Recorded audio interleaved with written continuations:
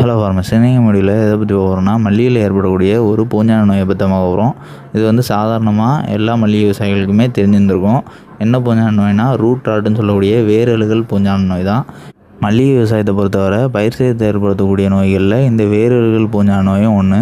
எதனாலலாம் இந்த வேரழுகல் நோய் வந்து நம்ம ஆரம்ப நிலையிலையோ இல்லைனா ஒரு மீடியமாக ஒரு பாதி வேர்கள் அழுகி இருக்கக்கூடிய நிலையிலையோ கண்டறியலை அப்படின்னா பயிர் வந்து சுலபமாகவே செத்துரும். நம்ம அதை பயிரை காப்பாற்றுறது வந்து ரொம்பவே கஷ்டமான விஷயம். எதனாலலாம் இந்த வேர்களெல்லாம் அழுகிய பிறகு தண்டு வர பாய்ச்சிரும். குருத்து அழுகினதுக்கு பிறகு பயிர் பிழைக்கவே பிழைக்காது. நம்ம என்ன பண்ணணும்னாலும் திருப்பி நம்ம வேறு ஒரு செடி தான் அதை அகற்றிட்டு வைக்க வேண்டி வரும். ஸோ ஃபஸ்ட்டு இதோட காசஸ் நம்ம என்னென்னு பார்த்துடலாம்.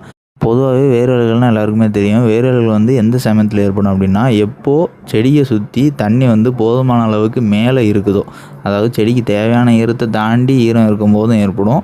அப்படி இல்லைன்னா தண்ணி கெட்டி இருக்கும்போதும் ஏற்படும். இது